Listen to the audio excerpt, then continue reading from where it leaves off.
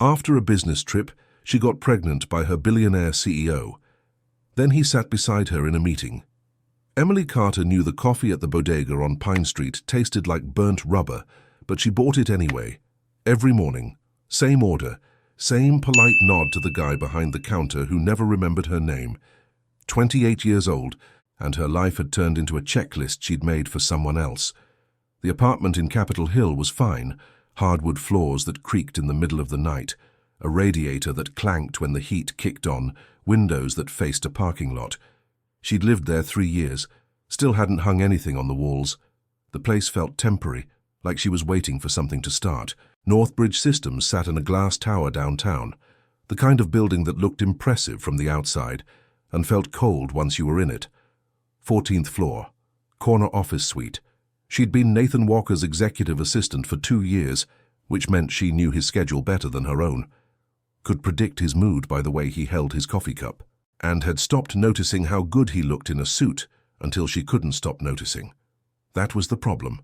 Nathan Walker, 38, CEO, founder, billionaire, though he drove a Tesla that was 3 years old and wore the same rotation of dark suits like he couldn't be bothered to think about it.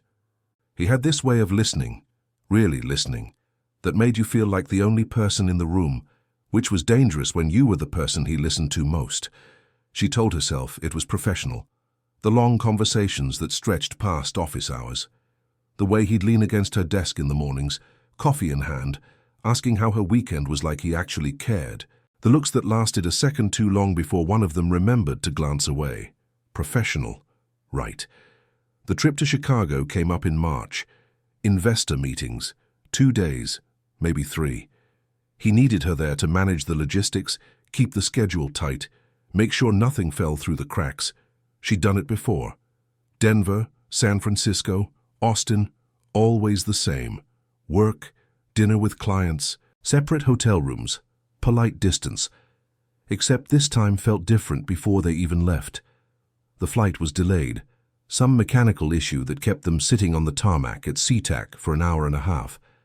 Nathan worked on his laptop. She answered emails on her phone. Neither of them spoke much, but the silence wasn't uncomfortable. It was the kind of quiet that felt full, like there were words sitting right there between them that nobody was saying. Chicago was cold. The wind off Lake Michigan cut through her coat the second they stepped outside O'Hare. The cab took forever. Traffic on the Kennedy, then some kind of accident near the Loop. Nathan sat beside her in the back seat, close enough that she could smell his cologne. Something clean. Subtle. She'd noticed it before but never let herself think about it too long. "You okay?" he asked. She realized she'd been staring out the window without seeing anything. "Yeah, just tired." He nodded, didn't push. The hotel was one of those places with floor-to-ceiling windows and a lobby that echoed. She checked them in while he took a call, his voice low and controlled as he paced near the elevators. When he hung up, he looked more tired than she felt. "Rooms are on 12, she said, handing him a key card. "Thanks." They stood there for a second. The lobby was full of people, business travelers, tourists, a couple arguing quietly near the concierge desk. But it felt like they were the only two standing still. "Dinner's at 7, she said, "with the investors." "I know." "Right, you know." "Emily." She didn't let him finish. "I'm going to go unpack." She turned before he could say whatever he was about to say. The investor dinner was fine. Long. Too much wine. Too many handshakes. Too much small talk about market trends and quarterly projections. Nathan was good at it. Charming without trying. Smart without showing off. She sat at the end of the table, took notes when she needed to, smiled when someone made a joke. By the time they got back to the hotel, it was almost 11. The lobby was quieter now, just the night staff and a guy at the bar nursing a whiskey. They got in the elevator together. Nathan pressed 12, the doors slid shut. "You were good tonight," he said. "I didn't do anything." "You kept me from talking too much, that's something." She almost smiled. "That's literally my job." Still. The elevator climbed. She watched the numbers tick up on the screen. 8, 9, 10. Emily. She looked at him.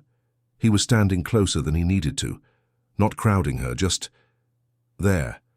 She could see the stubble along his jaw, the way his tie was slightly loosened, the tiredness in his eyes that made him look more human than he ever did in the office. He stopped, shook his head. Never mind. 11, 12. The doors opened. She stepped out first. Her room was to the left. His was to the right. They stood in the hallway, key cards in hand, like two people who'd forgotten how to say goodnight. "Get some sleep," she said. "Yeah, you too." She turned. "Emily." She stopped, didn't turn around. "If I'm reading this wrong," he said quietly, "tell me now." Her heart was doing something it shouldn't, pounding, racing, making her ribs feel too small. She turned. He hadn't moved. "You're not," she said. What happened next didn't feel like a decision. It felt like something that had been building for months and finally had nowhere else to go. They didn't talk about it, didn't make promises, didn't pretend it was anything other than what it was. Two people who'd been circling each other too long finally giving in. His room. Or hers. She couldn't remember later who suggested it first. The door closed softly behind them.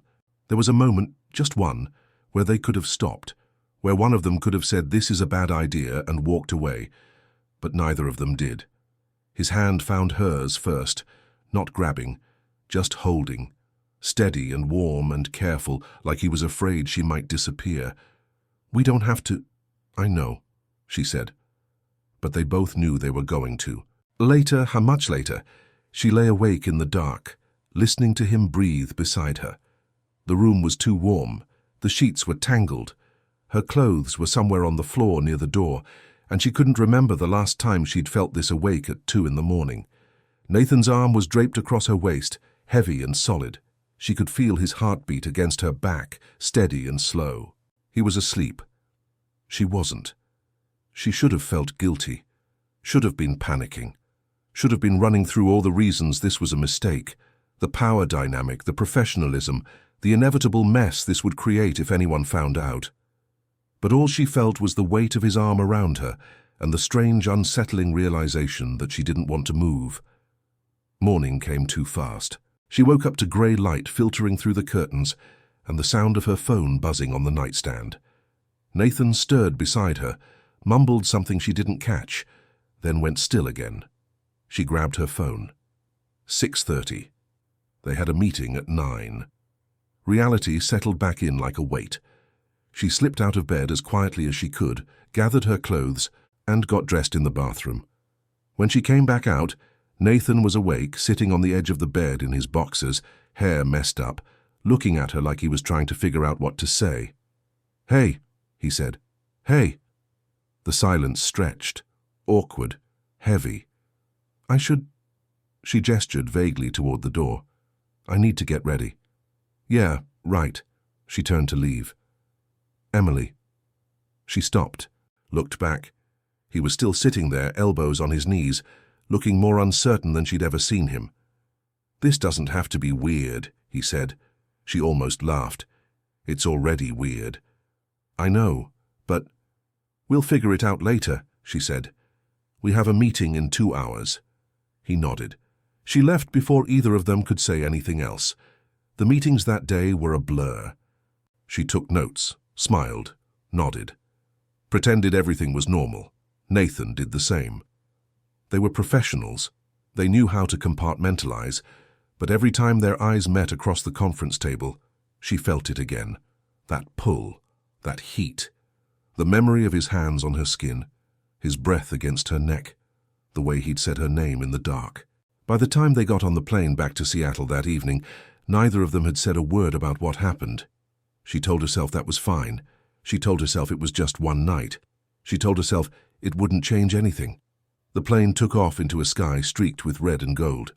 Nathan sat beside her in first class, typing something on his laptop. She stared out the window at the clouds and tried to convince herself she believed the lie. The flight attendant came by with drinks. Nathan ordered whiskey. She asked for water. Her stomach felt off. She chalked it up to nerves. 2 hours later, they landed at SeaTac. The city was dark and wet, rain streaking the terminal windows. They walked through the airport side by side. pulling their carry-ons, not touching, not talking. At the curb, Nathan's driver was waiting.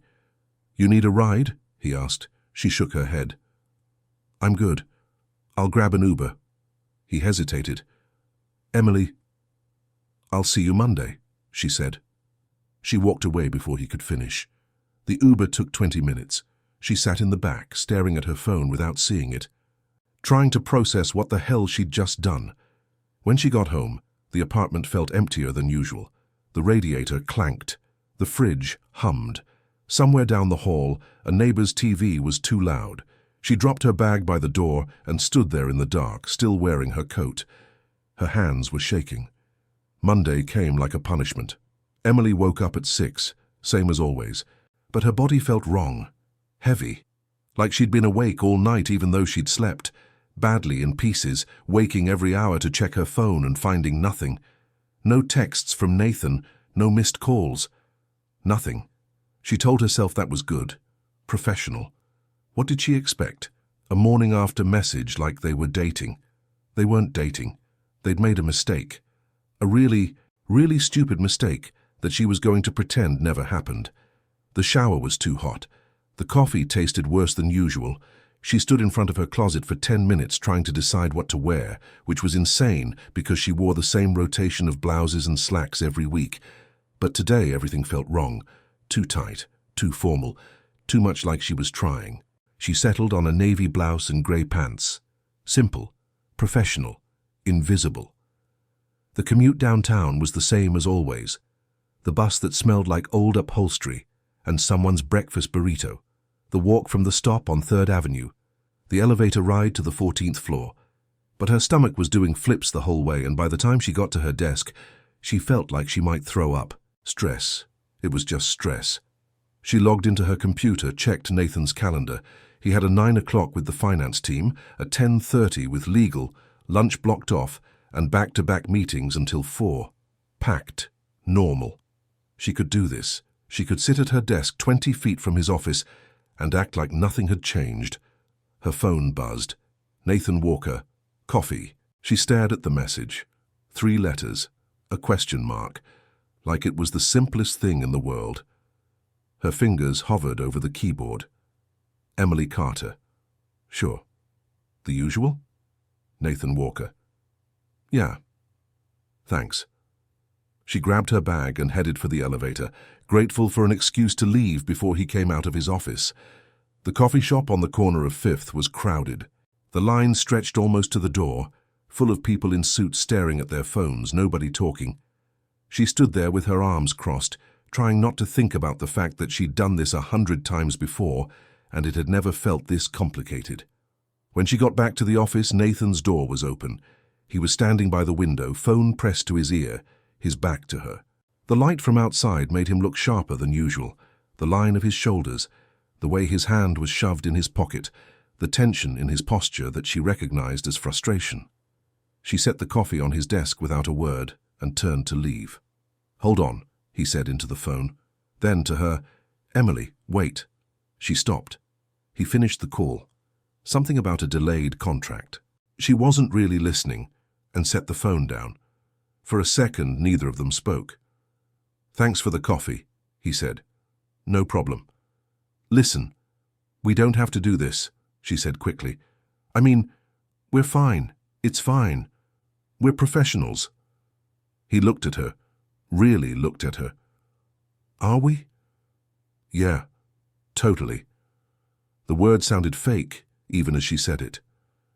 Nathan ran a hand through his hair, messing it up in a way that made him look younger, tired, human. "I don't want this to be weird," he said. "It's not weird. Emily, seriously, we're good." He opened his mouth like he was going to argue, then thought better of it. "Okay, okay." She left before he could say anything else. The week crawled by. Nathan was busy. She was busy. They barely spoke beyond the necessary logistics, meetings, schedules, the occasional question about a client. Everything was normal, professional, exactly like it should be, except it wasn't. Every time she walked into his office, she felt it, that pull. The memory of Chicago sitting right there between them like a third person nobody wanted to acknowledge. He didn't look at her the way he used to. Or maybe he did, and she was just noticing it now. Either way, it made her chest feel tight. By Thursday, she was exhausted. Not from work, from pretending. She left the office at 6, took the bus home, and collapsed on her couch, still wearing her coat. The apartment was cold. The heat hadn't kicked on yet. She could hear her neighbor's dog barking through the wall, the same high-pitched yapping that happened every night around this time. Her phone buzzed. Hadley Pierce. Drinks tomorrow. Been forever, Hadley. Her college roommate. The only person in Seattle she still talked to regularly, mostly because Hadley refused to let her disappear. Emily Carter. Can't. Swamped with work. Hadley Pierce. Liar. You're always swamped. I'm picking you up at 7. Emily almost smiled. Emily Carter, fine. She tossed her phone on the couch and closed her eyes. Her stomach felt off again. She'd barely eaten lunch, just half a sandwich from the deli downstairs that tasted like cardboard. She told herself she'd make dinner. Something real, but the thought of food made her feel worse. She ended up eating crackers standing at the kitchen counter, staring at the crack in the tile she kept meaning to fix. Friday was worse. She woke up feeling like she'd been hit by a truck. Dizzy. Nauseous. Her head pounded in a way that made the light from the window feel like knives. She called in sick. It was the first time she'd missed work in over a year, and the guilt was immediate. Nathan had meetings all day. He needed her there to keep things running. But she couldn't do it. She could barely stand up without the room spinning. She texted him at 7. Emily Carter. Not feeling well. Won't be in today. Sorry. His response came 2 minutes later. Nathan Walker, don't apologize, take care of yourself. She stared at the message longer than she should have. Then she turned off her phone and went back to bed. By the time Hadley showed up that night, Emily felt slightly more human, still tired, still nauseous, but functional. Hadley knocked 3 times, then let herself in with the spare key Emily had given her 2 years ago. You look like hell, Hadley said, dropping her bag on the couch. Thanks. I'm serious. When's the last time you ate something that wasn't coffee? I ate crackers this morning. Crackers don't count. Hadley headed for the kitchen, rummaging through the cabinets. You got anything in here that's not expired? Probably not. Hadley sighed. We're ordering pizza. I'm not hungry. I don't care. 20 minutes later, they were sitting on the couch with a box of pepperoni between them. Hadley ate. Emily picked at a slice, managing 2 bites before her stomach protested. So, Hadley said, what's going on? Nothing, I'm just tired. You're always tired. This is different. Emily set the pizza down. It's work, just a lot. Is it the CEO guy? What's his name? Nathan. Emily's chest tightened. What? No. Why would you say that? Because you always get weird when I bring him up. I don't get weird. You're getting weird right now. Emily grabbed her water and took a long drink, buying time. Hadley was watching her with that look, the one that said she already knew something was up and was just waiting for Emily to admit it. It's complicated, Emily said finally. Complicated how? Just complicated. Hadley leaned back, crossing her arms. Did you sleep with him? Emily's face went hot. Oh my God, you did. Hadley. When? How? Wait, is he the reason you've been acting like a zombie all week? It's not like that. Then what's it like? Emily pressed her hands to her face. We went to Chicago for work, and it just happened. And nothing. We came back. We're pretending it didn't happen. End of story. Hadley stared at her. That's the dumbest thing I've ever heard. It's professional. It's avoidance. What am I supposed to do, Hadley? He's my boss. It was a mistake. Was it? Emily looked at her. What? Was it a mistake? Or are you just scared? I'm not scared. Bullshit. Emily stood up, pacing to the window.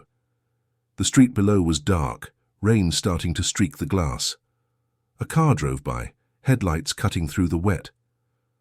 I don't know what I am, she said quietly. Hadley came up beside her. Have you talked to him? What's there to talk about? Everything? Emily shook her head. It's easier this way. Easier for who? She didn't answer. Hadley squeezed her shoulder. Look, I don't know this guy. But if you're this messed up about it, it wasn't nothing. You don't have to figure it all out tonight. Just don't pretend it didn't happen. That's how you make it worse. Emily nodded, even though she wasn't sure she agreed. The weekend passed slowly. She stayed in, watched TV without really watching it, ate toast, because it was the only thing that didn't make her feel sick, ignored the 3 texts from her mother asking when she was coming home for a visit. By Sunday night, the nausea was constant. Low grade, but persistent, like a hum she couldn't turn off. She told herself it was stress. She told herself it would pass. She told herself a lot of things she didn't quite believe. Monday morning, she showed up early. Nathan's office was still dark when she got there. She made coffee, checked his calendar, responded to emails. Normal, routine, safe. At 8:15, he walked in. He looked tired. His shirt was wrinkled, his tie slightly crooked. He was carrying a to-go cup from somewhere that wasn't their usual spot. Morning, he said. Morning. He stopped at her desk. You feeling better? Yeah, just a bug. Good. They stood there for a second, the air between them heavy with things neither of them was saying. I have the finance report ready, she said, reaching for a folder, and legal sent over the revisions you asked for. Thanks. He took the folder. Their fingers brushed, just barely, but it was enough to make her pull back too fast. And she saw him notice. Emily. You have a 9 o'clock, she said. He nodded slowly. Right. He disappeared into his office. She sat at her desk and tried to breathe normally. The 9 o'clock was a disaster, not in any obvious way. The investors were happy, the numbers were good. But halfway through the presentation, Emily felt the room tilt. She was sitting in the corner, laptop open, taking notes.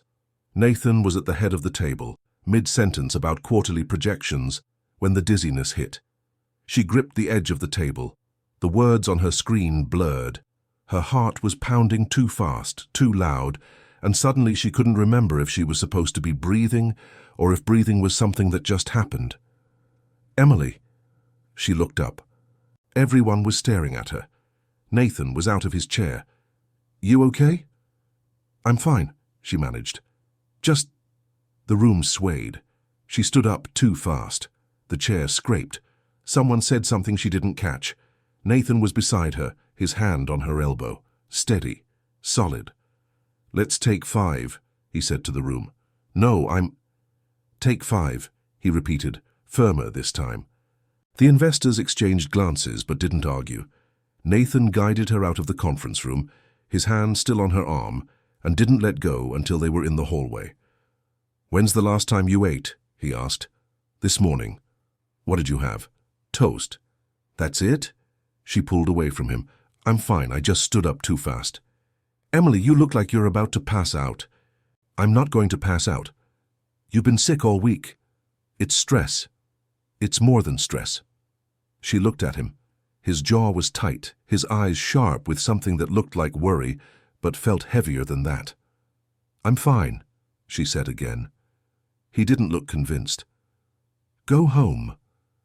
I have work. I don't care. Go home. Nathan. That's not a request.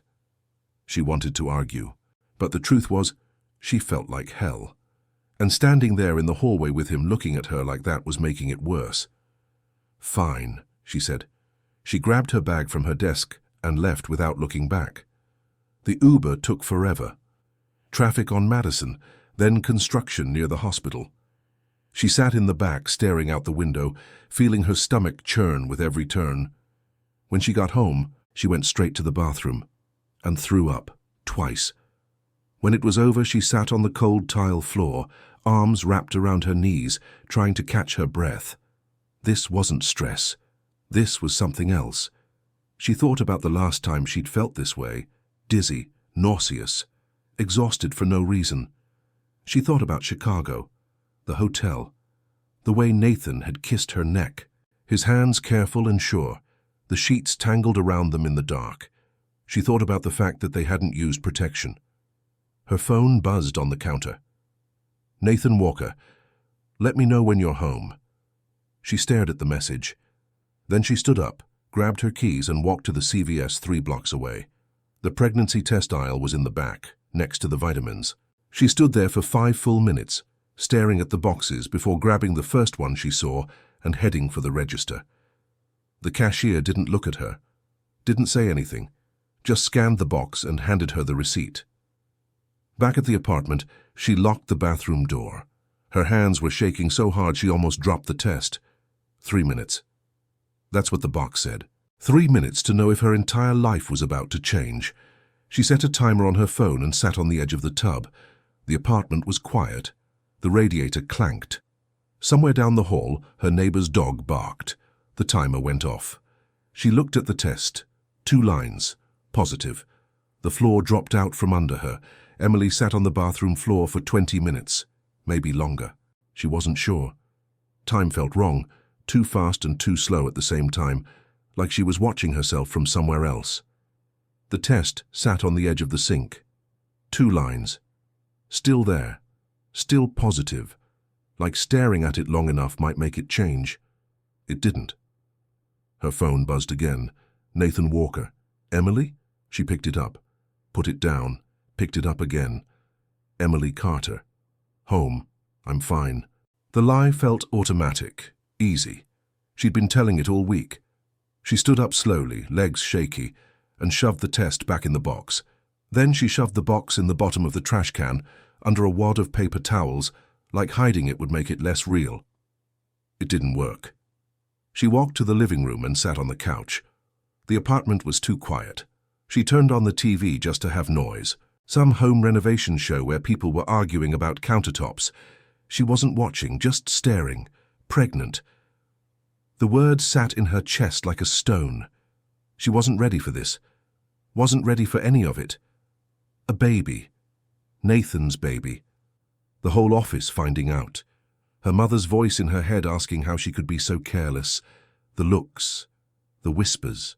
She pressed her hands to her face and tried to breathe. This wasn't supposed to happen. They'd been careful. Mostly careful. She thought they'd been careful, but apparently not careful enough. Her phone rang. Nathan. She stared at the screen, watching it vibrate on the couch cushion beside her. 3 rings. 4. She didn't answer. It went to voicemail. 10 seconds later, a text. Nathan Walker. Call me when you can. She turned the phone face down and pulled a blanket over herself, even though she wasn't cold. She didn't sleep that night. Just lay in bed, staring at the ceiling, listening to the radiator clank and the neighbor's TV through the wall. Her mind wouldn't stop running, spinning through scenarios, all of them bad. She couldn't have this baby. She couldn't afford it. Couldn't handle it, couldn't be a mother when she barely felt like she had her own life together. But the thought of not having it felt just as impossible. By the time the sun came up, she felt hollowed out. Empty. Like she'd spent the whole night fighting with herself and nobody won. She called in sick again.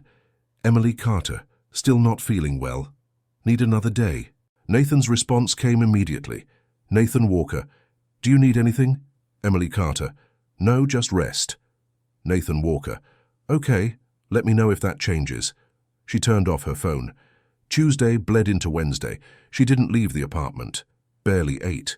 Just moved between the couch and the bed, existing in a fog that felt safer than facing reality. On Wednesday night, Hadley showed up unannounced. 3 knocks, then the key in the lock. You're not dead, right? Hadley called from the doorway. Emily was on the couch in the same sweatpants she'd been wearing for 2 days. I'm fine. You're not fine.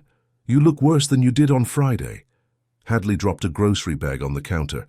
I brought soup and crackers and ginger ale because you look like you need it. I'm not hungry. Too bad. Hadley disappeared into the kitchen. Emily heard the sound of a pot on the stove, the fridge opening and closing, cabinets banging. 5 minutes later, Hadley came back with 2 bowls of soup and sat down. Eat, she said, handing one to Emily. Emily took it, stared at it. I'm pregnant, she said. The words just came out. No plan, no preamble. Just the truth sitting there between them like something she couldn't take back. Hadley froze, spoon halfway to her mouth. What? I took a test on Monday. It's positive. Oh my God. Yeah. Does he know? Emily shook her head. Are you going to tell him? I don't know. Hadley set her bowl down. Emily, I don't know what I'm doing, okay? I don't know if I'm keeping it. I don't know if I can do this. I don't know anything. Her voice cracked on the last word. Hadley moved closer, wrapping an arm around her shoulders. Okay. It's okay. You don't have to know right now. Everyone's going to think I'm an idiot. Who cares what everyone thinks? I care. Emily pressed the heels of her hands against her eyes. God, I'm so stupid. How did I let this happen? You're not stupid. And it's not just on you. He was there too. Yeah, but I'm the one who's pregnant. So tell him. I can't. Why not? Because... Emily stopped. She didn't have a good answer. Or maybe she had too many answers, all tangled up with fear and shame and the certainty that telling Nathan would make it real in a way she wasn't ready for. He has a right to know, Hadley said gently. I know. And you don't have to do this alone. Emily nodded, even though alone felt like the only option she had. Thursday morning, she forced herself to go back to work, not because she felt ready, because she'd run out of excuses. She showered, put on clothes that felt too tight even though they weren't, drank half a cup of ginger tea that Hadley had left on the counter, with a note that said, "You got this." She didn't got this, but she went anyway. The office felt different, or maybe she felt different. Either way, walking through the glass doors felt like stepping into a life that didn't fit anymore. Nathan's office was dark when she got there. She checked his calendar. He had an 8:30 breakfast meeting downtown. Wouldn't be in until 10.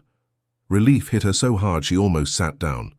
She had 2 hours to pull herself together. She made coffee, answered emails, organized files she'd already organized, kept busy, kept moving, kept pretending. At 9:45, her phone buzzed. Nathan Walker. On my way back. Can we talk when I get in? Her stomach dropped. Emily Carter. Sure. She stared at the message. Can we talk never meant anything good. At 10:15, he walked in. He looked tired, more tired than usual. His shirt was wrinkled, tie loosened, hair like he'd been running his hands through it all morning. He stopped at her desk. Hey, he said. Hey. You feeling better? Yeah, much better. He studied her face like he didn't quite believe it. Good. Can you come in for a second? It wasn't really a question. She followed him into his office. He closed the door behind them.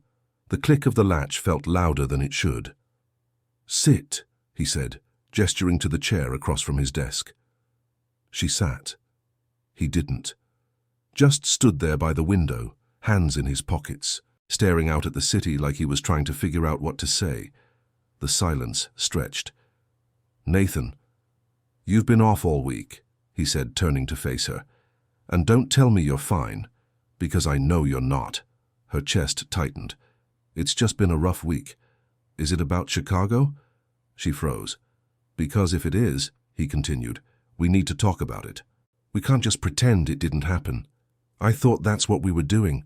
I thought that's what you wanted. She didn't know what to say to that. He ran a hand through his hair. Look, I'm not good at this. I don't know what the protocol is for sleeping with your assistant and then trying to act normal at work. But I know it's not working. We're professionals, she said. We can handle it. Can we? We have to. He looked at her, really looked at her, and for a second she thought he was going to say something that would make this harder than it already was. Instead, he said, if you need time off, take it. If you need to transfer to a different department, I'll make it happen. If you need space, I'll give it to you. Just tell me what you need. Her throat felt tight. I don't need anything. Emily, I said I'm fine. The words came out sharper than she meant them to. Nathan's jaw tightened. He nodded once. Okay. Can I go? Yeah, sure. She stood up and walked to the door. Emily. She stopped, didn't turn around. If something's wrong, he said quietly, you can tell me.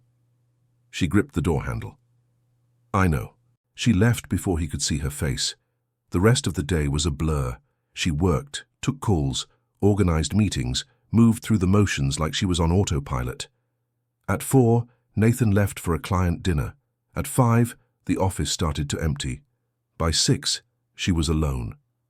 She sat at her desk, staring at the dark screen of her computer, and tried to figure out what the hell she was going to do. She couldn't tell him, not yet, not when she didn't even know what she wanted. But Hadley's voice echoed in her head. He has a right to know. She pulled out her phone, opened a new message. Emily Carter. Can we talk? Not at work. Somewhere else. She stared at the words for a full minute before hitting send. The response came faster than she expected. Nathan Walker. When? Emily Carter. Tomorrow night. Nathan Walker. Where? She thought about it. Not a restaurant, too public. Not her apartment, too personal. Not his place. Too much. Emily Carter. There's a coffee shop on Broadway, near Pike. 7. Nathan Walker. I'll be there. She put her phone down. Her hands were shaking again. Friday dragged. Every minute felt like an hour. Every hour felt like a day. She couldn't focus. Couldn't eat. Couldn't stop running through what she was going to say. I'm pregnant. We're pregnant. I don't know what to do. None of it sounded right. At 6:30, she left the office and took the bus to Capitol Hill. The coffee shop was small, tucked between a vintage clothing store and a Thai place that always smelled like peanut sauce. She'd been there a few times. It was quiet, anonymous, safe. She got there early, ordered a tea she didn't want, and sat in the corner back to the wall watching the door. At 7:05, Nathan walked in. He was wearing jeans, a sweater. She'd never seen him in anything but a suit. It made him look different, younger, more human. He spotted her and walked over. "Hey," he said. "Hey." He sat down across from her. No coffee, no pretense. Just him, looking at her with an expression she couldn't quite read. "So," he said, "what's going on?" She opened her mouth, closed it. This was it. She reached into her bag and pulled out the pregnancy test. Still in the box. Still there. Still real. She set it on the table between them. Nathan stared at it. The noise of the coffee shop faded, the hiss of the espresso machine, the low hum of conversation, the indie music playing through the speakers. Everything went quiet. "Emily," he said slowly.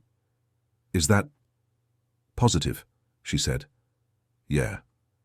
He didn't move, didn't speak, just kept staring at the box, like if he looked at it long enough, it might turn into something else. "From Chicago," she added, even though it was obvious.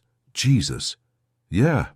He leaned back in his chair, hands on his knees, breathing like he'd just run a mile. "How long have you known?" he asked. "Since Monday." "Monday?" He looked at her. "You've known for 4 days. I didn't know how to tell you." "So you just didn't?" "I needed time to think." "About what?" She met his eyes. "About what I'm going to do." The air between them shifted, heavier, sharper. "What do you want to do?" he asked carefully. "I don't know." "Do you want to keep it?" "I don't know." "Emily, I don't know, okay?" Her voice cracked. "I don't know anything. I'm terrified. I can barely take care of myself. I don't know how to be a mother. I don't know if I even want to be." He was quiet for a long moment. Then he said, "What do you need from me?" She hadn't expected that. "What?" "What do you need from me right now?" She didn't have an answer. "Because whatever you decide," he continued, "I'm here. If you want to keep it, I'm in. If you don't, I'll support that too. But you don't have to do this alone." Her eyes burned. "Everyone's going to know. Everyone's going to think I slept with you to get ahead, or because I'm desperate, or I don't care what anyone thinks. I do. Then we'll deal with it, together." She shook her head. "You don't get it. You're the CEO. You're untouchable. You're not just anything." The certainty in his voice stopped her cold. He leaned forward, elbows on the table. "You're not a mistake. This isn't a scandal, and I'm not going to let anyone treat you like you are."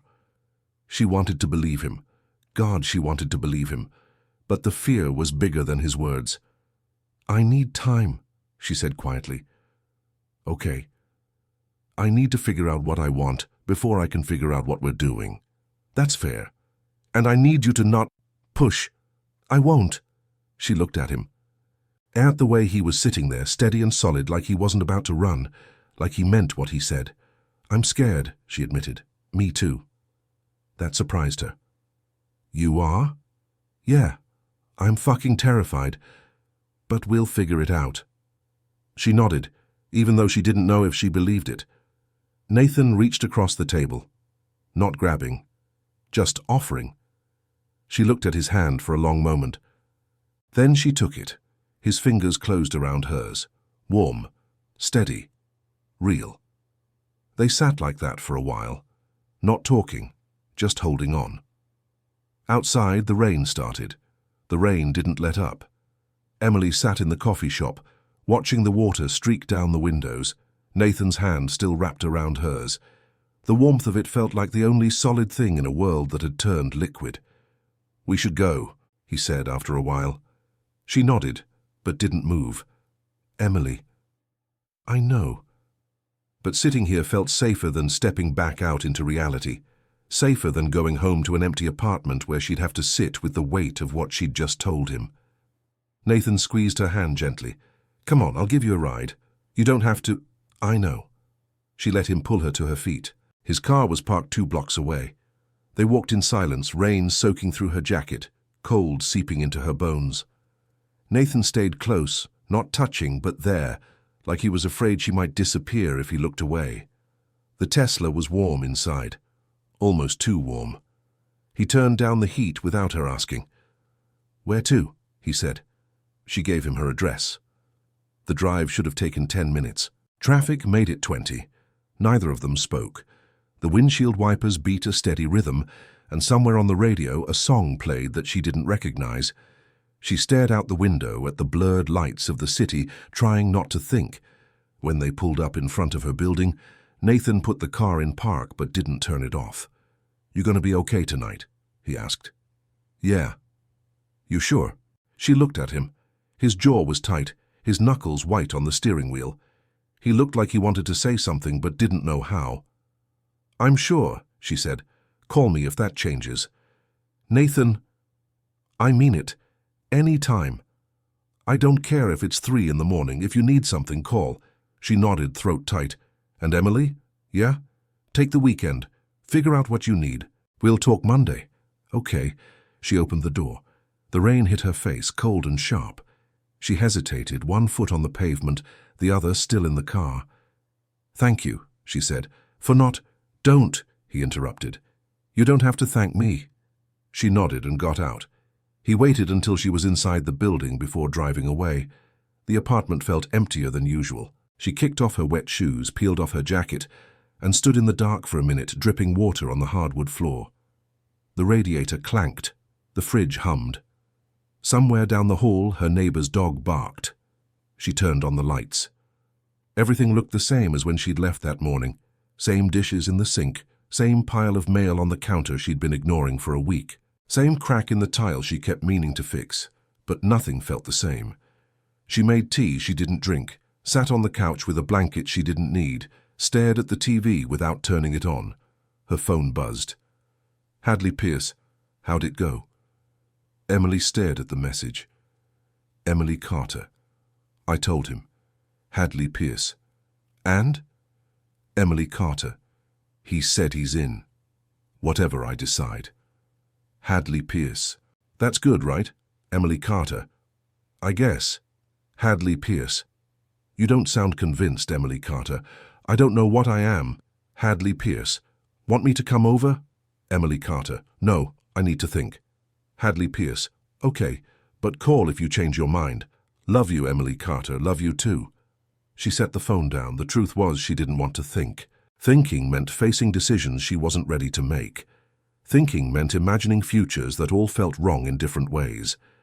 She went to bed early, didn't sleep, just lay there in the dark, one hand on her stomach, feeling nothing but knowing everything had changed. Saturday morning came grey and cold. She woke up exhausted, like she'd been awake all night even though she'd drifted off somewhere around 4. Her phone said 9:30. No messages, no missed calls. She made coffee out of habit, then remembered she probably shouldn't be drinking it. She poured it down the sink and made toast instead. It tasted like cardboard. She tried to distract herself, cleaned the kitchen, did laundry, organized the closet. But none of it worked. Her mind kept spinning, running through scenarios, all of them terrifying. If she kept it, she'd be a single mother working full-time for a man she'd slept with once. Everyone would know, everyone would judge. Her career would stall. Her life would become something she didn't recognize. If she didn't keep it, she'd spend the rest of her life wondering what if. And Nathan. She didn't know what Nathan would think. He said he'd support whatever she decided, but would he? Really? Or would there always be some part of him that resented her for it? By noon, she couldn't stand being alone anymore. She grabbed her keys and walked to the park 6 blocks away, the one with the duck pond and the walking path that looped around for 2 miles. It was drizzling. Not quite rain, but not quite mist either. She didn't care. She just needed to move. The park was mostly empty, a couple walking a dog, a guy on a bench reading a paperback with a plastic cover to keep it dry, 2 kids throwing rocks into the pond while their mum scrolled through her phone. Emily found a bench near the water and sat down. She watched the ducks. They moved slow, unbothered by the weather, by the cold, by anything. It looked peaceful. She wondered what that felt like. Her phone buzzed. Nathan Walker. "How are you doing?" She stared at the message. She'd told him she needed the weekend to think. He was supposed to give her space, but part of her was glad he'd texted. Emily Carter. "Okay, just thinking." Nathan Walker. "That's good. Take your time." Nathan Walker. "For what it's worth, I've been thinking too." She hesitated, then typed, Emily Carter. "About?" Nathan Walker. "A lot of things, mostly about how we move forward. Whatever you decide, we need a plan." Emily Carter. "I know." Nathan Walker. "We'll figure it out, I promise." She wanted to believe him, wanted to believe that promises meant something when the world felt this unstable. Emily Carter. "Thanks." Nathan Walker. "I mean it, Emily. You're not alone in this." She put the phone away before she could overthink her response. Sunday was harder. The reality of it all started to settle in. Not in a panicked way, just heavy, inescapable. She was pregnant. She had to make a decision. And no matter what she chose, her life would never be the same. She spent most of the day on the couch, laptop open, researching options, clinics, what to expect, how much it cost, what happened after. The numbers blurred together. The information felt clinical, detached, like it was talking about someone else's life. By evening, her head hurt. She closed the laptop and stared at the ceiling. Her phone rang. Mom. She let it go to voicemail. 5 minutes later, a text. Mom, haven't heard from you in a while. Everything okay? Emily Carter. Yeah, just busy with work. Mum, you're always busy. When are you coming home? Emily Carter. Not sure. Soon. Mum, well, don't wait too long. Your father keeps asking about you. Emily Carter. I won't. Love you. Mom, love you too, sweetheart. Emily set the phone down and pressed her hands to her face. She couldn't tell her mother. Not yet. Maybe not ever. Her mom would try to help, but it would come with judgment wrapped in concern. Questions Emily didn't have answers to. Disappointment Emily couldn't handle. She was on her own with this, except she wasn't. Nathan's words echoed in her head. You're not alone in this. She grabbed her phone and opened a new message. Emily Carter. Can we meet tomorrow, before work? The response came fast. Nathan Walker. Of course, what time? Emily Carter. 7. Same coffee shop? Nathan Walker. I'll be there. She put the phone down and took a breath. Tomorrow. She'd tell him what she decided tomorrow. Now she just had to figure out what that was. She didn't sleep Sunday night either. By the time Monday morning rolled around, she felt like a ghost of herself. Pale, tired, running on nothing but anxiety and the 2 cups of ginger tea she'd forced down. She got to the coffee shop at 6:50. Nathan was already there. He was sitting in the same corner she'd claimed on Friday, 2 cups on the table in front of him. When he saw her, he stood. "Hey," he said. "Hey." She sat down. He slid one of the cups toward her. "Decaf," he said, "with honey. Figured caffeine might not be great right now." Something in her chest tightened. "Thanks." They sat in silence for a moment. The coffee shop was busier this morning, people grabbing drinks before work, the line stretching almost to the door. But their corner felt separate, private. "So," Nathan said carefully, "did you figure it out?" She nodded. "I think so." "Okay." She wrapped her hands around the cup, letting the warmth seep into her palms. "I'm keeping it," she said. The words felt huge. Final. Nathan went still. "Yeah?" "Yeah." She looked at him. "I don't know if it's the right choice. I don't know if I'm ready, but I can't. I can't not." He nodded slowly. "Okay. You said you'd support whatever I decided." "I meant it. So you're okay with this?" "Emily." He leaned forward, elbows on the table. "I'm more than okay with it. If you want to do this, we're doing it. Together. I don't want you to feel trapped. I don't. Nathan, I'm serious. This is my responsibility too, and I'm not walking away from it. Or from you." Her throat felt tight. "People are going to talk. Let them. It's going to complicate everything. I know. Your reputation. I don't care about my reputation. I care about you. And this." He gestured vaguely at her stomach. "We'll figure out the rest." She wanted to argue, wanted to list all the reasons this was a terrible idea, but the certainty in his voice made it hard to find the words. "What do we do now?" she asked instead. "First, you see a doctor. Make sure everything's okay, then we figure out logistics, work, living situation, health insurance, all of it." "Living situation? You're not staying in that apartment." "What's wrong with my apartment?" "It's a one-bedroom walk-up with heating that barely works. You need something better." "I can't afford something better." "I can." She stared at him. "Nathan, we're not arguing about this. If you're having this baby, I'm making sure you're somewhere safe, somewhere comfortable.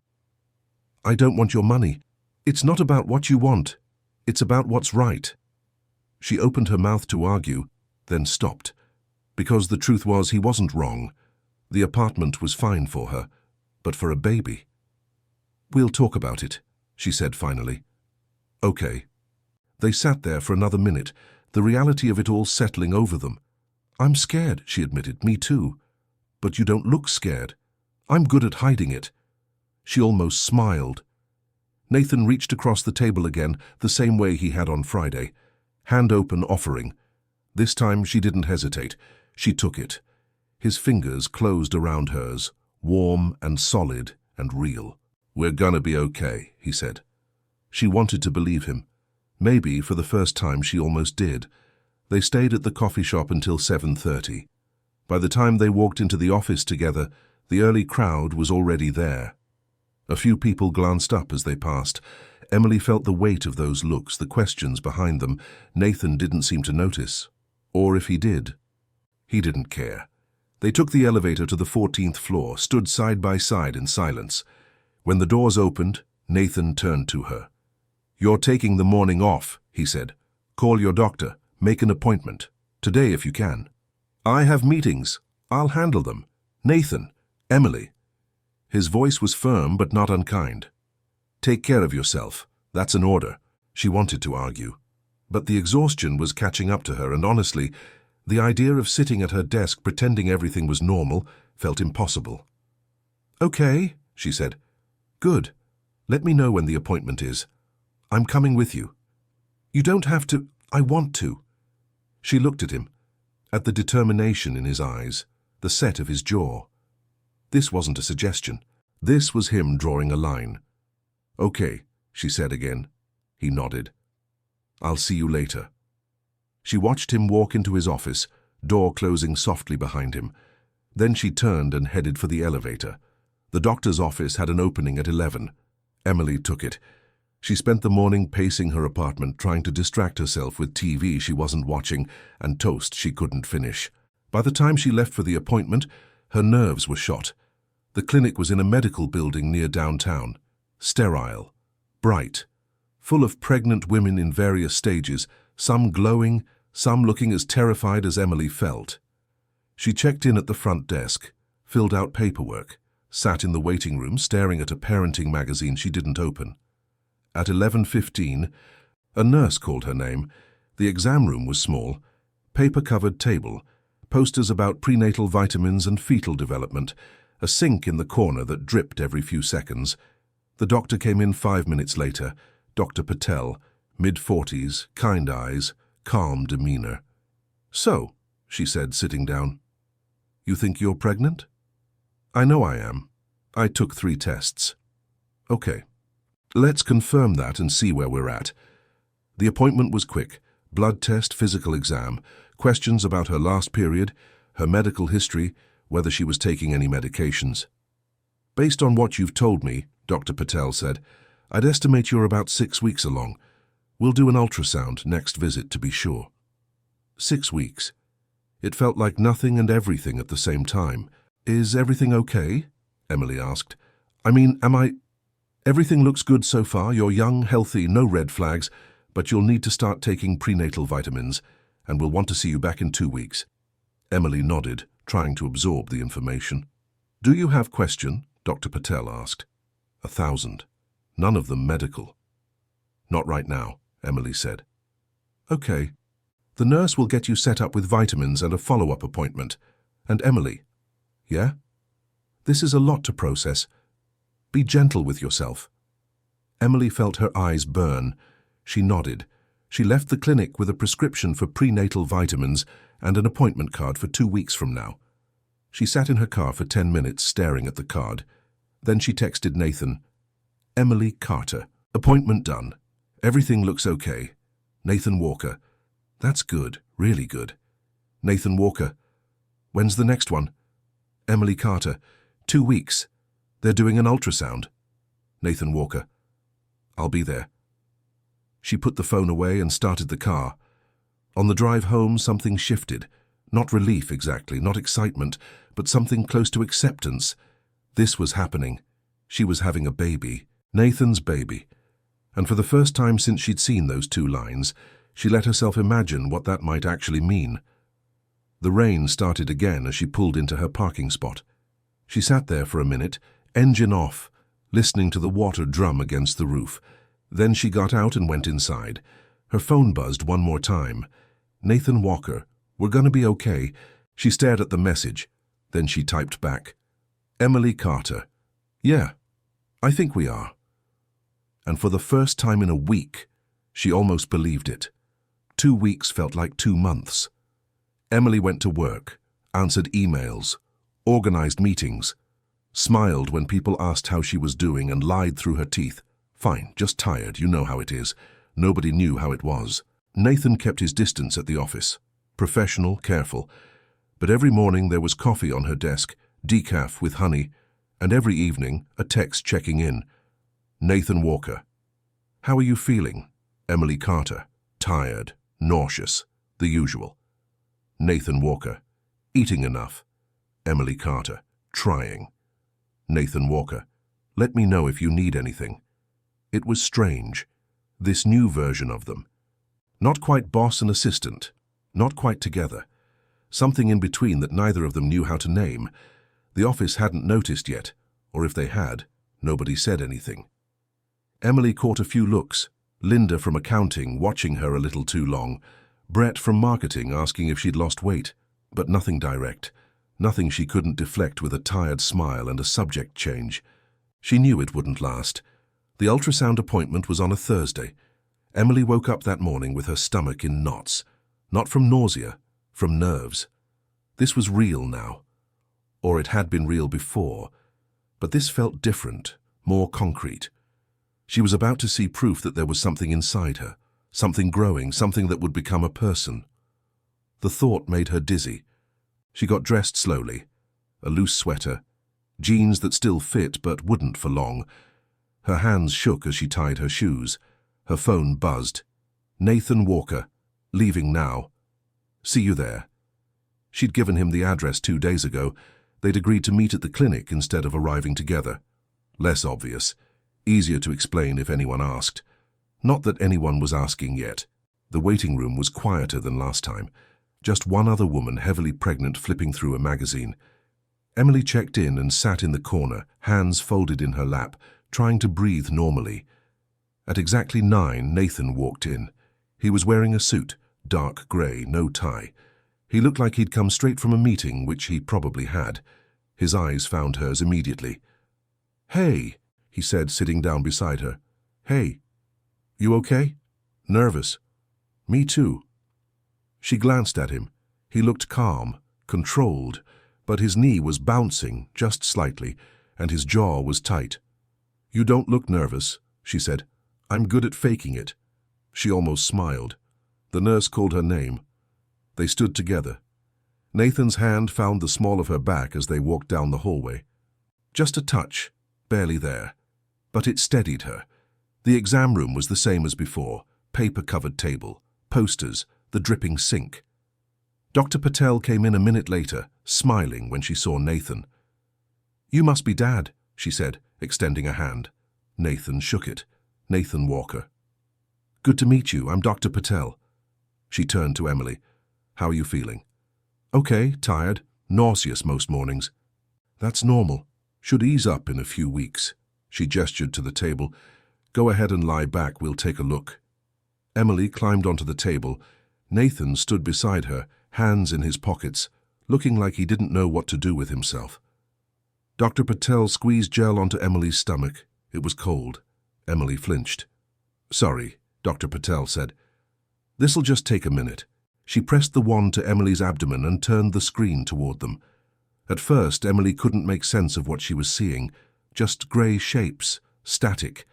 Nothing that looked like a baby. Then Dr. Patel pointed. There. A small flicker, rhythmic, fast. "That's the heartbeat," Dr. Patel said. Emily stopped breathing. Nathan leaned closer, his hand finding Emily's shoulder. She felt his fingers tighten. "Is that—" His voice was rough. "Is everything okay?" "Everything looks great. Strong heartbeat, right size for 8 weeks. Due date looks like early October." October, Emily's brain tried to process that. October was 7 months away. 7 months to get ready, 7 months to figure out how to be a mother.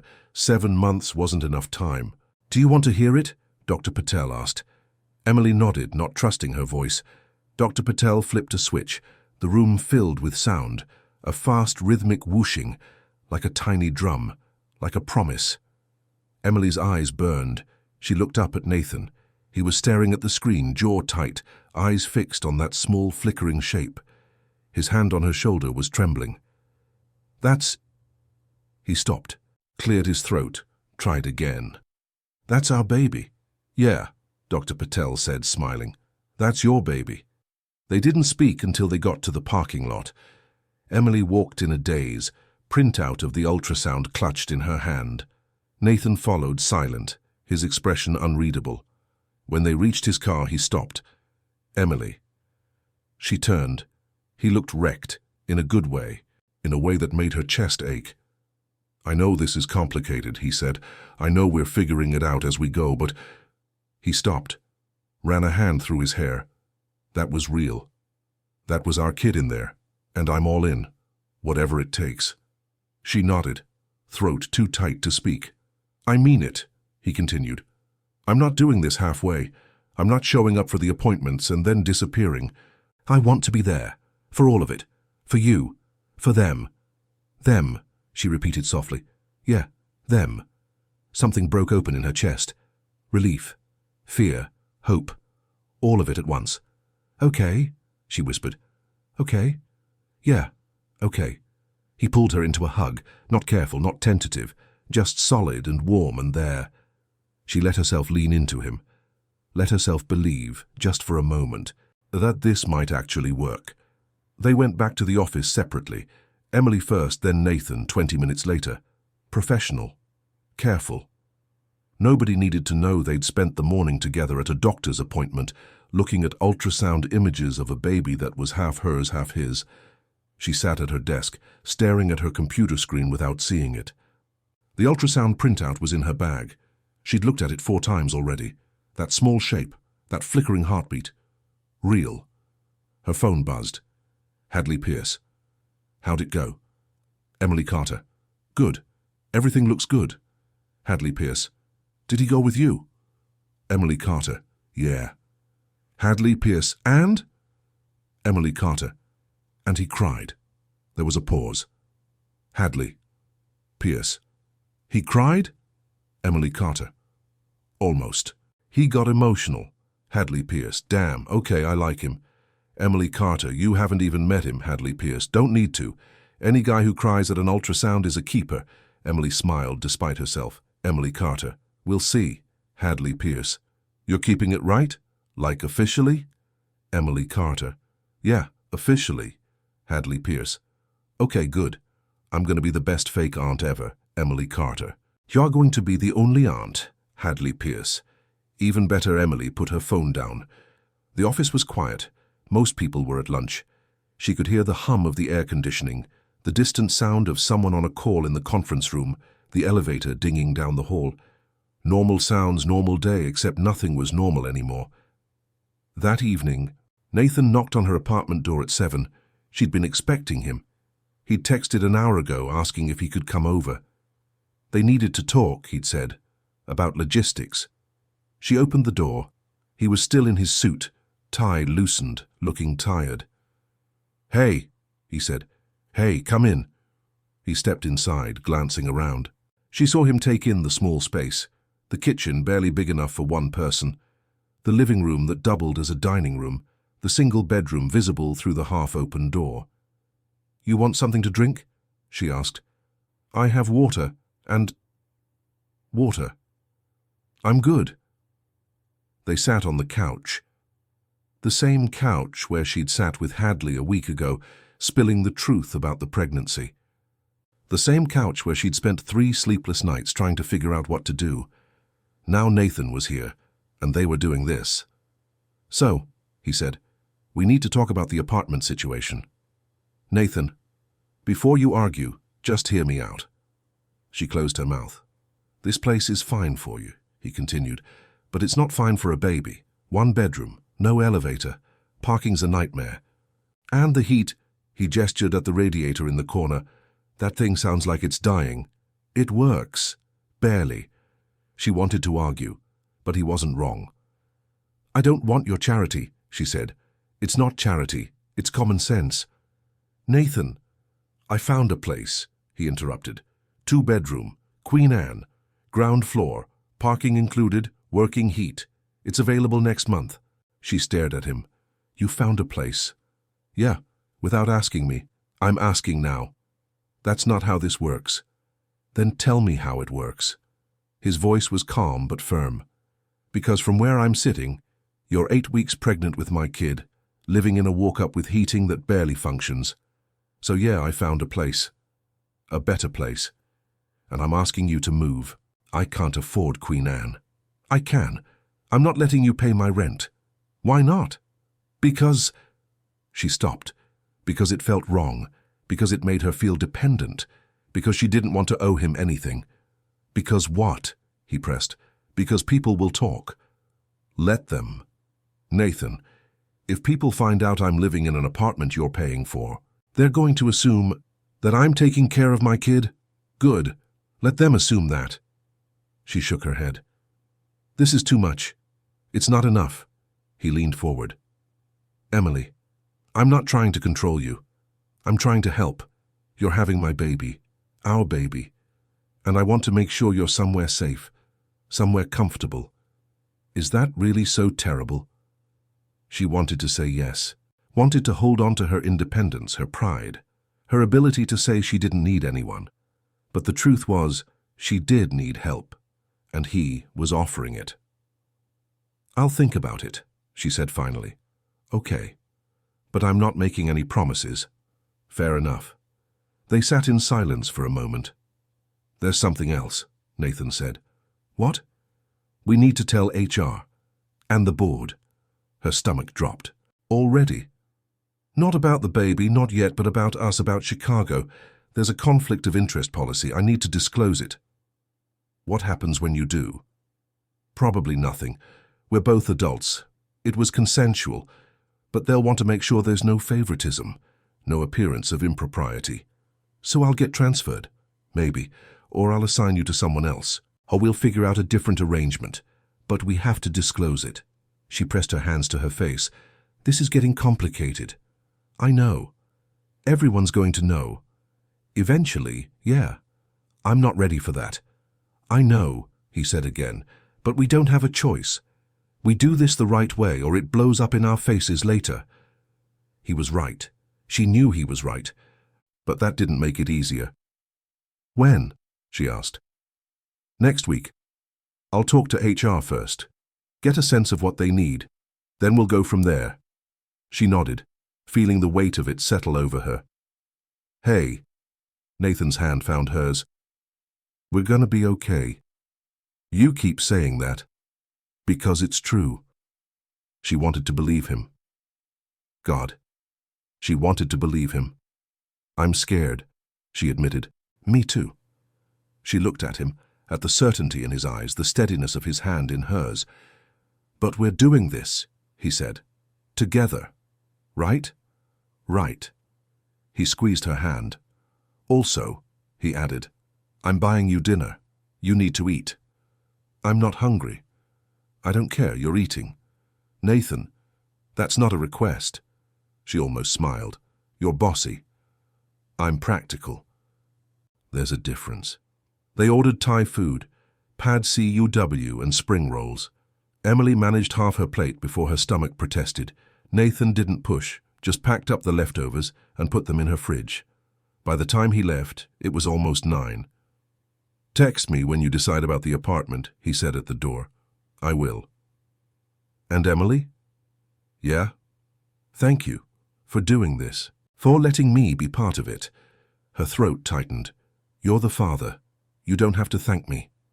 Yeah, I do. He left before she could respond. That night, Emily lay in bed with the ultrasound printout on the nightstand beside her. She stared at it in the dark.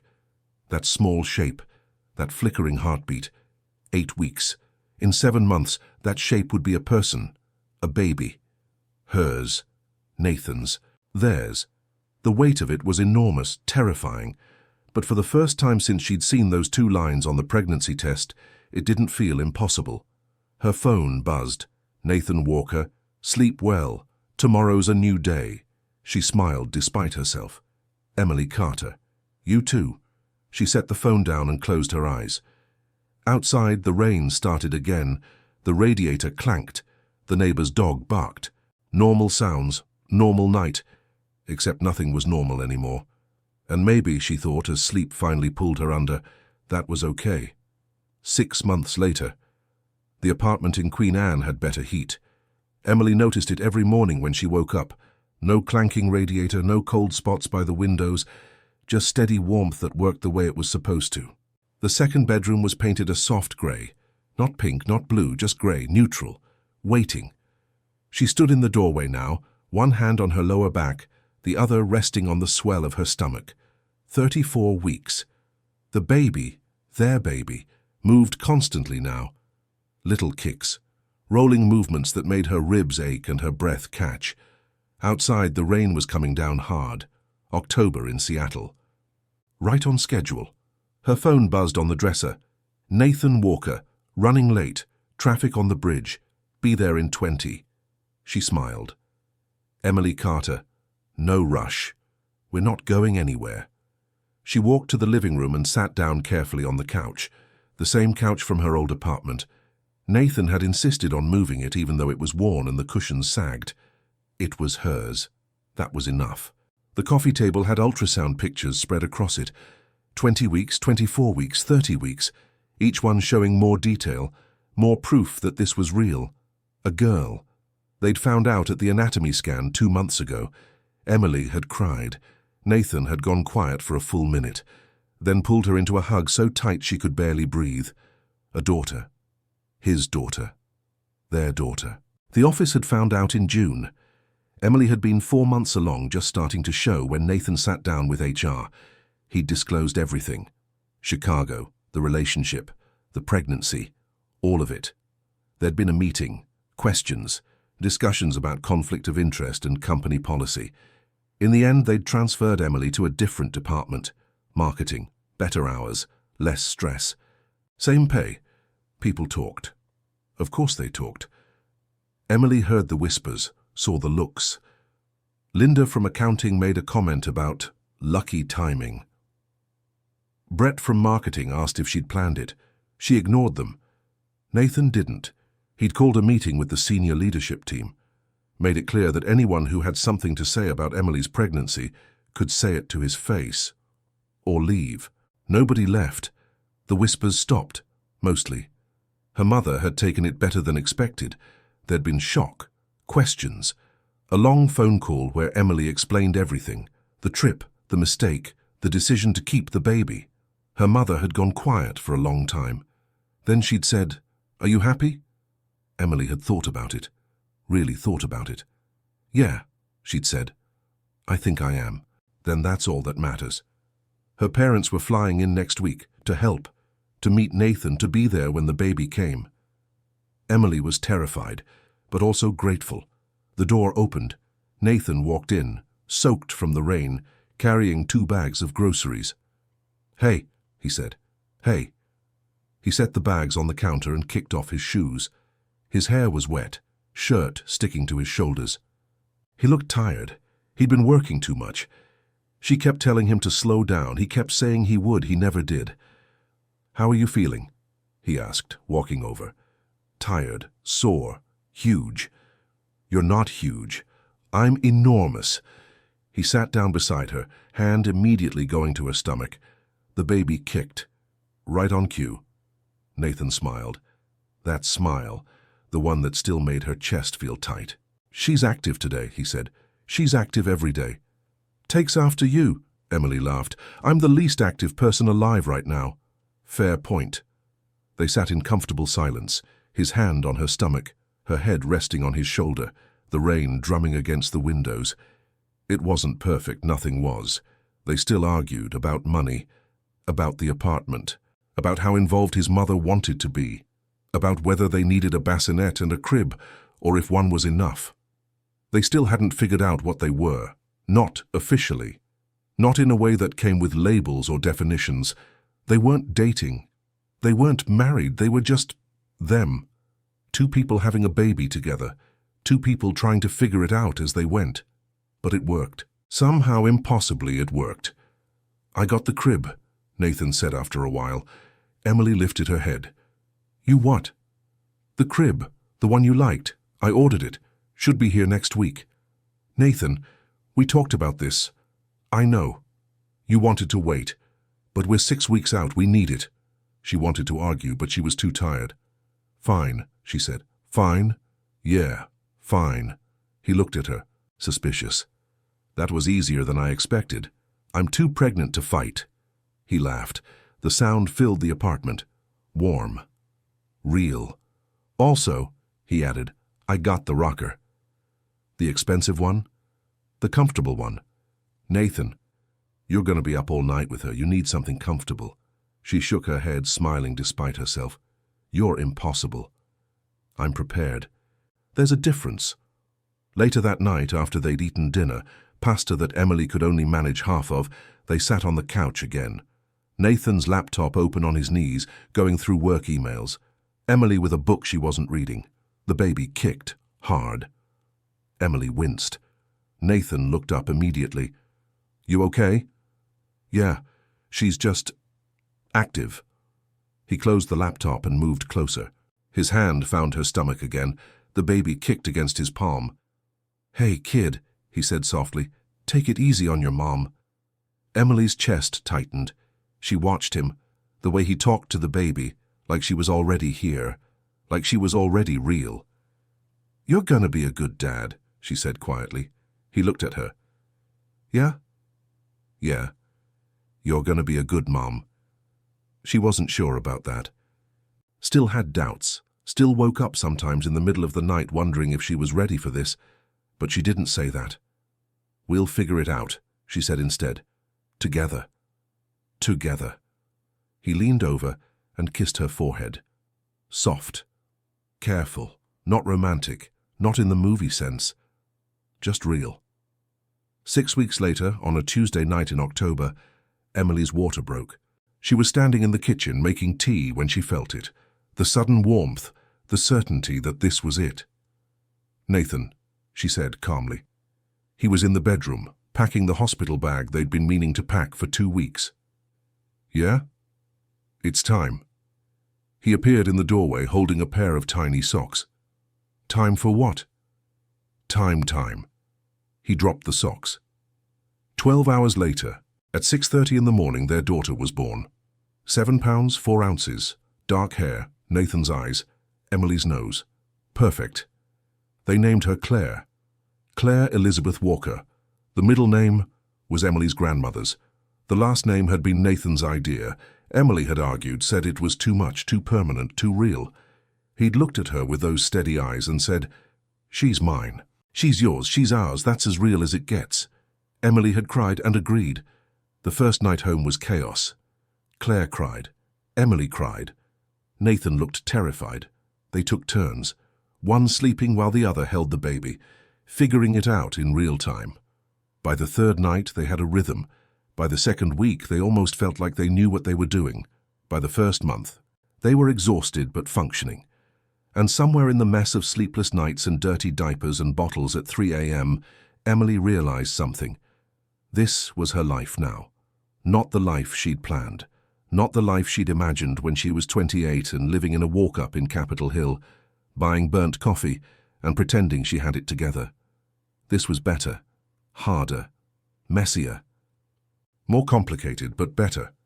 One night when Claire was 6 weeks old, Emily stood in the nursery watching Nathan rock their daughter to sleep.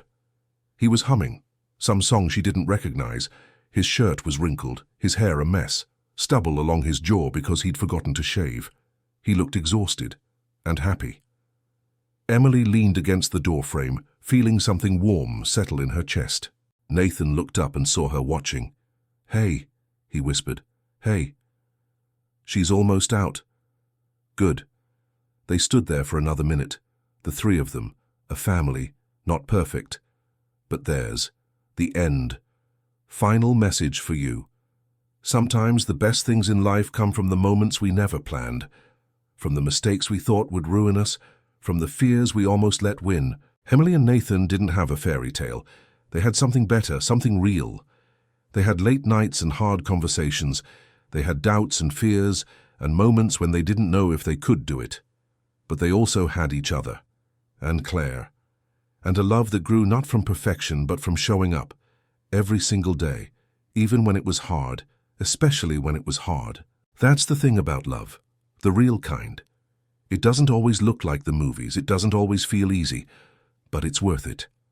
Every single time. What do you think happens next for Emily and Nathan? Will they make it official, or are they happy with what they have? Thank you for being part of Emily and Nathan's journey. If you enjoyed this story, please like this video and subscribe for more heartfelt stories. Your participation means a lot to the channel. Share your thoughts in the comments below.